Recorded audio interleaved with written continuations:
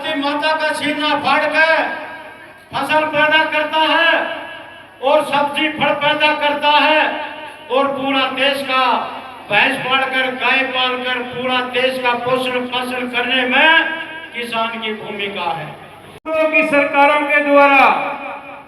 बढ़े हुए बिजली के रेट को वापस करवाने के लिए और 35 से ज्यादा ट्रांसफार्मर हमारे किसानों के जो जड़े हुए थे उनको लगवाने के लिए एक छोटी सी मांग थी किसान की।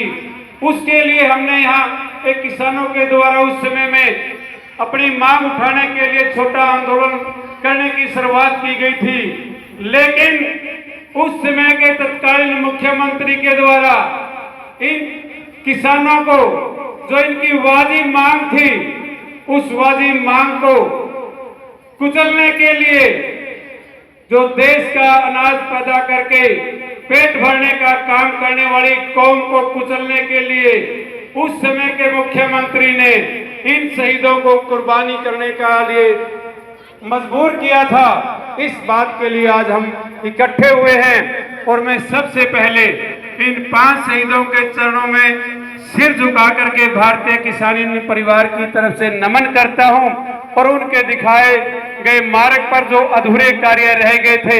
यहां से प्रण लेने का प्रयास करते हैं, कोशिश करते हैं कि इस किसान के मेरे वर्ग के द्वारा जो अधूरे कार्य रह गए थे वो तत्कालीन सरकारों की बात करें तो और जो मौजूदा सरकार है इन 5 किसानों की शहादत के बाद भी और जिसके लिए शहादत हुई थी बिजली के मुद्दे को लेकर किसान साथियों, वो बिजली का मुद्दा आज भी ज्यों का त्यों हमारे बीच में खड़ा हुआ है। मैं तो उससे भी एक कदम आगे सरकार के द्वारा जो हमारे ऊपर प्राइवेट कंपनियों के माध्यम से बिजली का निजीकरण करने की बात की जा रही है और हमारे जो घरों के अंदर बिजली के मीटर लगे हुए हैं उनके द्वारा जो बिल निकाले जा रहे हैं,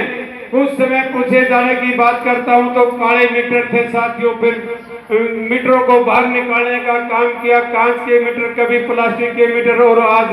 पोल के ऊपर लगाने की बात कर रही है। आने वाला समय साथियों ऐसा होगा, ना केवल किसान की बात है, बिजली पूरे आम जन की मूलभूत सुविधा है। अगर बिजली के मुद्दे पर जो हमारे शहीद किसान हुए उसकी आज हम बात करें तो आज जो बिजली का मुद्दा केंद्र की सरकार में जो हमारे पूर्व में 10 साल हरियाणा प्रदेश के मुख्यमंत्री मनोहर लाल खट्टर आज केंद्र की सरकार के अंदर बिजली के मंत्री बने हुए हैं। उन्होंने प्रण किया हुआ है कि मैं इस हरियाणा प्रदेश में सबसे पहले वो बिजली का निजीकरण का कानून लागू करवाने का ठेका मनोहर लाल खट्टर के द्वारा लिया हुआ है साथियों। वो कहता है कि सबसे पहले मैंने हरियाणा प्रदेश के अंदर बेटी बचाओ बेटी पढ़ाओ का नारा लागू करने का काम किया। सबसे पहले मैंने यहाँ सबका साथ सबका विकास का नारा देकर के यहाँ जो नीतियां केंद्र में होती हैं वो उनको मैं हरियाणा प्रदेश की इस पृष्ठभूमि पर लागू करने का काम करता हूँ। और मैं इस मंच के माध्यम से सीआईडी सिक्योरिटी के साथियों के अलावा छायाकार पत्रकार बंधुओं के माध्यम से हरियाणा प्रदेश के मुख्यमंत्री को इन शहीदों की स्थल भूमि से चैलेंज करने का काम करते हैं कि हरियाणा प्रदेश के अंदर पिछले महीने की 31 तारीख को नरवाना के अंदर एक संयुक्त किसान मोर्चा की मीटिंग हुई और उस मीटिंग के अंदर एक निर्णय लिया गया था साथियों, अगर किसी भी गांव के अंदर बिजली विभाग के कर्मचारी या लाइनमैन आपका मीटर स्मार्ट मीटर लगाने का काम करते हैं तो सबसे पहले आप अपने इलाके में अपने गांव के अंदर एक आवाज देने का काम करें कि उन मीटर नहीं लगने देंगे जो स्मार्ट मीटर के नाम से योजना लागू की गई है। अगर उन साथियों से काम काबू में नहीं आता तो संयुक्त किसान मोर्चा की प्रत्येक गांव के इलाके के अंदर एक संयुक्त किसान मोर्चा की कमेटी बनी हुई है, वहां आवाज देने का काम करें। अगर उस इलाके की संयुक्त किसान मोर्चा की इकाई कहीं साथियों कमजोर पड़ती है तो हरियाणा प्रदेश के संयुक्त किसान मोर्चा की सीनियर साथी यहाँ बैठे हुए पूरे हरियाणा प्रदेश के अंदर एक मजबूत संगठन के रूप में काम कर रहे हैं। हम आपको विश्वास दिलाने का काम करते हैं। अगर आपके गांव के साथी एक बात के लिए मजबूत हैं कि हम स्मार्ट मीटर योजना को अपने गांव में लागू नहीं होने देंगे तो हम आपको विश्वास दिलाने का काम करते हैं। संयुक्त किसान मोर्चा और भारतीय किसान यूनियन के पदाधिकारी आपके साथ कंधे से कंधा मिलाकर के 2 कदम आपके गांव से आगे चलने का काम करेंगे साथियों। और जो बिजली विभाग के द्वारा हमारे खेतों के बीचों बीच बड़ी टावर लाइनें निकाली जा रही है साथियों, और इसके अलावा हमारे खेतों के बीचों बीच पाइप लाइनें निकालने का काम किया जा रहा है। और किसान के पास एकमात्र जमीन का टुकड़ा, मैं नहीं कह रहा साथियों, सरकारी आंकड़े कह रहे हैं कि पूरे 83% लोगों के पास 2 से 2.5-3 एकड़ तक की जमीन का टुकड़ा बचा हुआ है। और हमारी बगैर मर्जी के साथियों हमारे खेतों के बीचों बीच जो नेशनल हाईवे निकालने का सरकार के द्वारा काम किया जा रहा है, इससे हमारे को 1% भी फायदा नहीं है। ये पूंजीपतियों के लिए रोड निकाले जा रहे हैं, और इनके पीछे इस आरएसएस के लोगों के सत्ता में बैठे हुए लोगों की एक बहुत गहरी सोच है कि वो इससे जमीन के टुकड़े को इस किसान से किस तरह से छीनने का काम करे। इन रोडों के निकाले जाने के बाद साथियों आधा हरियाणा में तो बाढ़ की स्थिति इनकी वजह से पैदा हुई है कि जहां से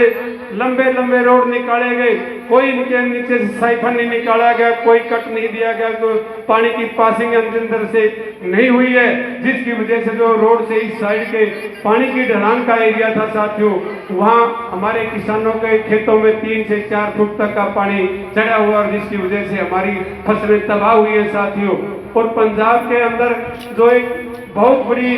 बाढ़ की स्थिति पैदा की गई साथियों, वो अचानक प्राकृतिक बाढ़ नहीं है साथियों, वो मैन मेड व्यक्तियों के द्वारा पैदा की गई बाढ़ है साथियों, जिसमें 5 लाख से ज्यादा हमारे किसानों की खड़ी फसलें तबाह हो गई हैं। हजारों हमारे पशु बह करके पाकिस्तान तक चले गए हैं, और हजारों किसानों के ट्रैक्टर, ट्रालियां और मकान उससे ध्वस्त हो गए हैं। और इसके साथ साथ किसान साथियों जो मुर्गी फार्म का काम करने वाले हमारे नौजवान युवा साथी हैं, मुर्गी फार्म, हैचरी के अलावा फिशरी का काम करने वाले किसान साथी हैं, डटो साथियों, एक मिनट, उन सब किसान साथियों की जो रोजमर्रा का धंधा था वो तबाह कर दिया गया। ये बीबीएमबी बोर्ड के द्वारा जो संचालन किया जाता था, भाखड़ा ब्यास का नदियों का बंटवारा करने का काम किया जाता था, इनकी जिम्मेदारी हरियाणा प्रदेश के सिंचाई विभाग के अधिकारियों के हाथ में होती थी। लेकिन इस केंद्र में बैठी हुई सरकार के द्वारा ये स्थिति पैदा कर दी गई कि हरियाणा पंजाब के किसानों का जो एकजुटता, एक मजबूती 13 महीने के किसानी आंदोलन के बाद पैदा हुई, इनके अंदर किस तरह से इनके अंदर दरार पैदा की जाए। यही लोग, मुट्ठी भर लोग हैं जो पूरे देश का नेतृत्व करने का काम करते हैं। केंद्र में बैठी हुई सरकार को ललकारने का काम ये मेरे सामने बहादुर क्यों बैठी हुई है, इनको किस तरह से कमजोर करने का काम किया जाए, इस बात को लेकर के वहाँ प्राकृतिक बाढ़ ना होकर के मैन मेड बाढ़ जो पैदा की गई, जिससे तबाही की गई थी, ये केंद्र की सरकार को झुकाने के लिए किसान का मेरा वर्ग हरियाणा पंजाब का दिल्ली की तरफ रुख ना करके के ये अपने रोजी रोटी कमाने के लिए ये यहीं तक सीमित रह जाए, हमारे को तोड़ने की केंद्र में बैठी हुई सत्ताधारी लोगों की सोच है। किसान साथियों, हमने इन सब बातों से जागरूक होने की जरूरत है, चिंतन करने की जरूरत है। गांव-गांव में इकाई बढ़ाने की किसान संगठनों की सख्त जरूरत है। अगर हमने अपनी नस्ल और फसल को बचाने का काम करना है तो हमने बड़ी मजबूती के साथ अपने गांव-गांव में नुक्कड़ सभाएं करके अपने किसानी आंदोलन को मजबूती देने के लिए हर गांव में कमेटियों का गठन करने की सख्त जरूरत है साथियों। और इन शहीदों के द्वारा जो दिखाए गए रास्ते थे उनको सच्ची श्रद्धांजलि तभी होगी जब हम अपने इन शहीदों के द्वारा जो अधूरे कार्य थे और मजबूती के साथ जो हरियाणा प्रदेश की सरकार हमारे ऊपर अत्याचार कर रही है, किस तरह के अत्याचार कर रही है। एक साइड में हमारे को जो किसानों के ऊपर खाद लेने जाता है तो वह लाठियां बरसाई जाती हैं। हमारे हिसार के अभी किसान जो लाइन में लग करके लेने के लिए खाद लेने के लिए गए थे उनके सर फोड़े गए हैं। और जो हमारी जो फसल मंडी में पका करके 6 महीने में तैयार करके आते हैं, कुछ तो प्रकृति की मार थी। हरियाणा प्रदेश के 22 जिलों में से 14 से 15 जिलों के अंदर चौवा सेम की वजह से हमारे किसानों की फसलें तबाह हो गई। और हरियाणा प्रदेश के अलावा केंद्र में बैठी हुई बीजेपी के प्रधानमंत्री के द्वारा पंजाब के अंदर तो मात्र 1600 करोड़ रुपए का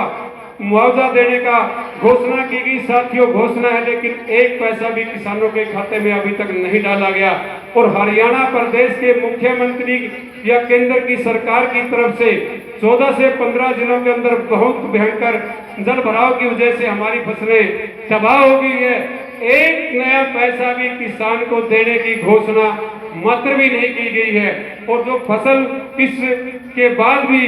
बच गई तो कहीं हमारे किसानों के द्वारा जो